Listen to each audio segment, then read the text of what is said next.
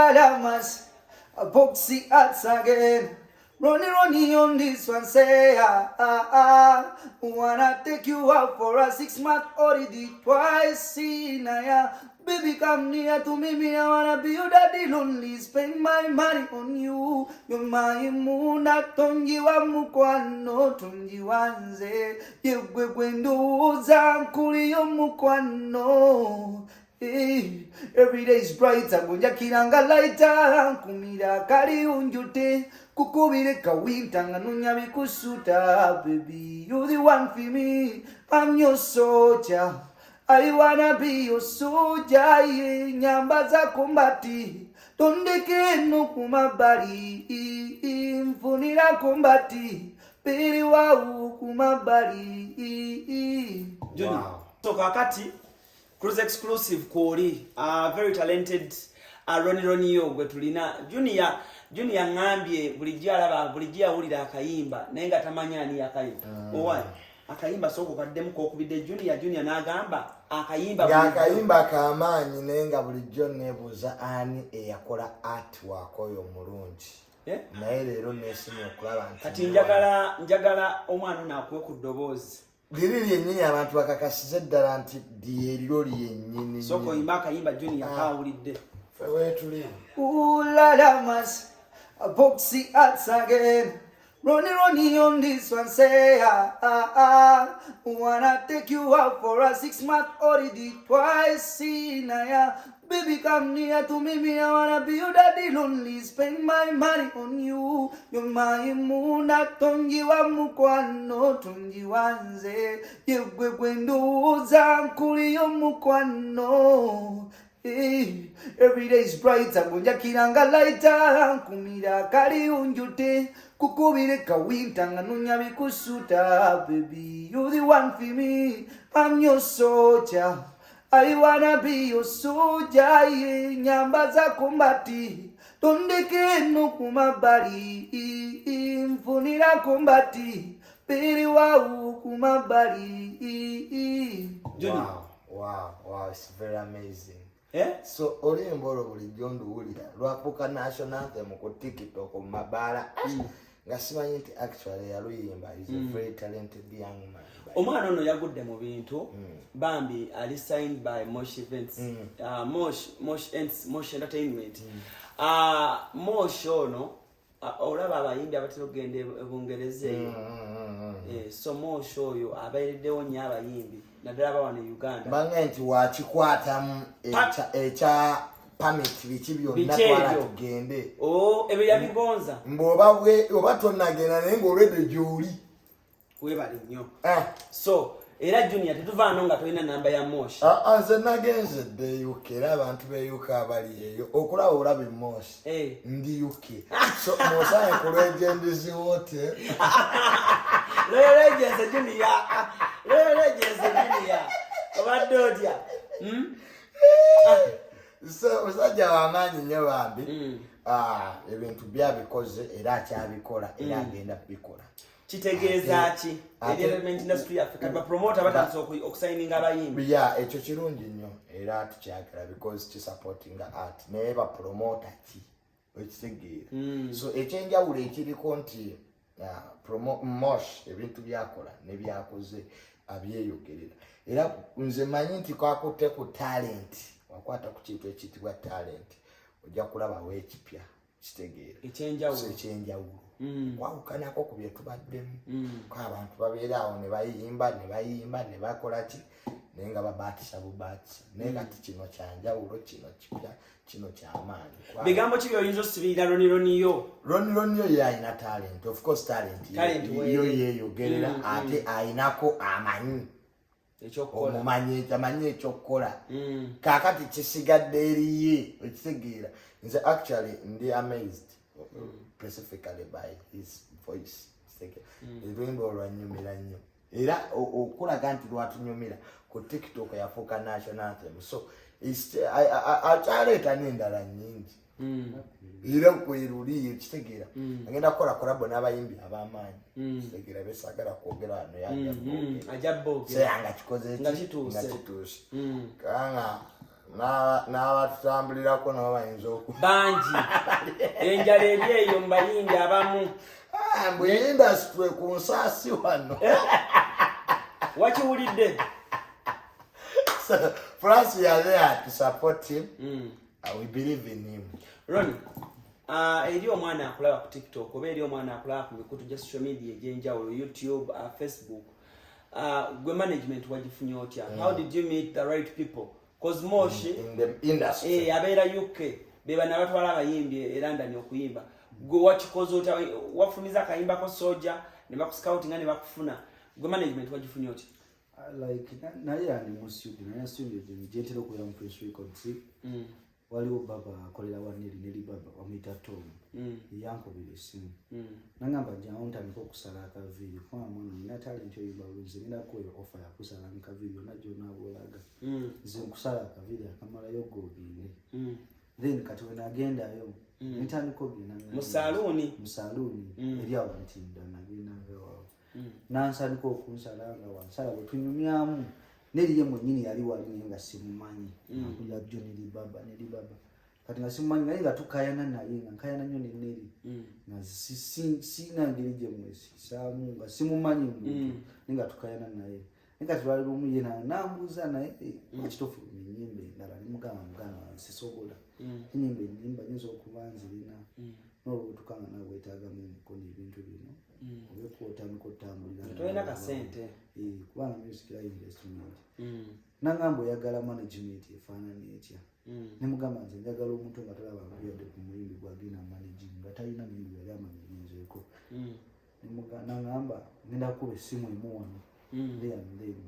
nekyenkuwago gwamanyi kyolimpa eyo mudda nenze ngenda kukubira essimu nakubira Mozi kyomukisa omulundi yali akaddanga mwalimu kati yamukubira natuwa appointment tujje tumulabe nga tujja okusooka nenyimba bazimu automatically bali bamusindikiddewo ku luyimba nga naye alumanyi yalubuliddeko naye ngaomuyimbi gwaletamanyi kati waawe yatandikira wingwingi otandika okumanyira mukomoshi then kati mwasayinize omukyali mu gentleman's agreement automatically kati buli kintu kyaggwa buli kimu yakikola I'm signed under Mosh Junior omuntu baba musayinize kitegeeza byakusula byakulya byonna anko yabikola it's basing on the agreement baba musayinize ne I live very lucky because omanyi oyinza okuba nga olina talent and you fall into people the wrong hands yes abantu bangi nnyo baafu tebakyapromotinga oba tebakyali bamanager they are damagers other than not promoters naye Mosh we believe in him kubyakoze era tumanyi nti agenda kuba wanjawulo ku bayimbi abalala era tugenda kusuubira omanyi kati ekibuzo mu Uganda good music kasita omuntu akwata ekidongo pa nga tubuukabuka nga tuga nomuyimbi siga naye eddoboozi oliwulidde that natural voice egenze bula I think ebiseera byaba radio kitegeera abantu abayimbanga notegeera nti omuntu ayimbi so flow gyayina njagala nnyo n'abantu ne management yamusayinize nungi they are the right people mwakakola ejima meka sofa munyo lebo yo twaka enyimba bbiri eziri ku release okuli akayimba kebayita akayimba bakayita akayimba okutyo then waliwo ne 2-5 okay so mwakola enyimba bbiri ziri ku record neze mukolako neera ngenza okuddamu okulaba ng'era embeera ekyuseemu embeera yakyukira ddala teyakyusekyuseemu Wanji Junior embeera nawe yakyukira ddala sajja w'amaanyi what's your big dream ne Mosh Entertainment my big dream gwe yo big dream gyogamba nti singa eno lebe enkolera njagala kubeera wano gyakuba kisaawe gyagenda gwe dream yeriki nze dream kuba ndongo anti omaze okukuba endongo sinagikuba tonagikuba owulira endongo ogyewulira tolina kyewakoze sekyo nze kati kamugambe nekintu kimu ze eddanga abayimbi twali tutumanyi nti abayimbi boogera n'okwogera ng'abayimbi owulira endongo yakusinga amaloboozi gaabwe nti gundi abadde wanayogera bw'ati ngira nga bateekayo eddoboozi lya lutalo liyinza obula tefaako ti yayogera naye bateekayo oluyimba lwe so okubanga olumanyi nga tomanyi eddoboozi lye nga bamuza endowooza abo boogera amaloboozi manene naye nga yimba akaloboozi katono kati nange nze njagala endongo yange esooka oyogera okusooka okay so endongo oyagala eyogere okusooka gwe wow Junior 2023 ongambye obadde olina akaboozi konyumiza nga tunajja kumpewo n'ongamba nti n'ogamba lonironi yoyimba todda mu kugatika ekyemirimu kali kaleke kali kenakunyumiza offset kaleke tunakaleeta olulala era lujja kuba olwo nja kubeera ku internet ng'okafulumiza Junior wina kyosirikira sebo olaba nkasirikidde naye nansekasirikidde era okangambye osirikadde kati awo kakyali just mu format oli mukafumba engeri nkafumati engeri gye kanafulumamu maama mba naddawa naye era byenkoze binene ne Junior ogendako dde London ate nafunye moshi kati ate okyamuze ndi ku Royal Agency ninjagala ogendeko London Junior abantu be UK nzija era tugenda kubeera ne Ronino nga tukola ki kwa nanjaga kuyimba management weri akola ki yakutandika kuyimba sooka oyimbe mukulu tandeke ku mabbali deboozi terikoleezi mirimu gibuze so Roniro omuvubuka akulaba kiki oyinza omusuubiza as the year is ending 2023 asigale ngaatulaba omuvubuka atulabira asigale ayinosigalawo ngaatulaba avaawo kisobasuubiza I'll give you music kubanga nze mpulira mulimu nakuyimba nazaliwa kuyimba kyenewulira munze sina kyengenda kusuubiza nti wangenda kukwabaza ningenda kukuyimbira kiki osuubiza bakama abo aba Mosh Entertainment kubanga tuyinza okutuuka okukomawo nga Roniro bamukwata ku nkoona wano naye kiki obasuubiza gyo kyolaba muli eri nga tebayinza nakusagasagana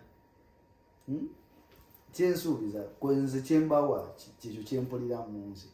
kuba kampuni ebeerawo nange ekola ssente nololituuka nga kampuni ekola ssente naye kamuzeroni akayimba kakasooja tofunanga yadde atuwaayo ekyekumi tugende tumuyimbiremu wale nasemba okubuuza waŋŋamba tewali kati tofunanga yadde atuwaayo ekyekumi tugende tumuyimbiremu nafunayo omuntu omu yaliho yima nagendako oyima yakuwayo kyameka kumpagira promota simanyi naye nga alina akafu kafe emirano bayita kafe emirano oyima nasooka oyimba kakiwala sofa kyali kitya abantu mulimi balimuyimba balimi yali performance walisere ku social media performance zenakateekayo kati ndala nnyo nga mpulira zisaanidde eyi yali tesaanidde nedda yali esaanidde naye automatically salina nti ninagenda okukola ku coverage bambi bituwa ebityo. Okay.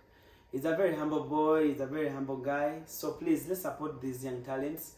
Abaana bangi nnyo mbulirayo ko abaana abali mu myaka gya Ronnie bowuliza ennyimba zaali ku TikTok abayimba ennyimba z'omukwano tono waliwo liya mu voice naye tebakyakuba nnyo basala ku muliro manyi app eyo TikTok engeri gyeba nti yetambuza ennyimba eta katono yaliiko ku TikTok manyi TikTok kyesobola okukola batono era tubanga actually akayimba ke kantwala nnyo because sife bantu abadde netuwuliriza other people's work but we appreciate good music. Okay. Kale ku CRUZ exclusive kuoli ALLANCRUZ gemanya tubadde ne Ronnie and of course ne Junior tubadde naffe tunyumyamuko ne talent ya signing bwa Mosh Entertainment mbanyonyodde ne mbagamba omwami oyo Mosh oyinza ogenda ku internet naye oyinza omusanga mwami siwa amasape ennyo naye I believe he loves Ugandan music omuntu bw'akwata ssente ng'abadde omuntu abadde akwata nusu kanaana mutwalo n'aziwa omuyimbi omu e Uganda najja n'ayimba n'amaana akwata ssente ezo zennyini najja n'asitula talent ento n'aziwa opportunity omuntu yaba yagala endongo yaffe mulala yandikoze n'already abali established okiteka najja wano n'agamba nti oba kaŋŋende oba ŋŋende w'omuyimbi ki oba muyimbi ki kintu kigoba Rocky Giant yabadde akola sente naziteeka mu Rocky Giant naye bw'aba yakutte sente ze n'aziteeka mu lolironiyo omwana omupya. I give credit to Mr. Mosh webali nyo ddala abasajja abo tugende London eyo ekintu bwe era nze ndi London nze kasita Mosh entertainment era abantu be UK essaawa yonna nyonyi kyegenda wagendayo gwaba embuzi zonna zigenda okujjako Uganda Airlines yegera ekomera waliwo ekoma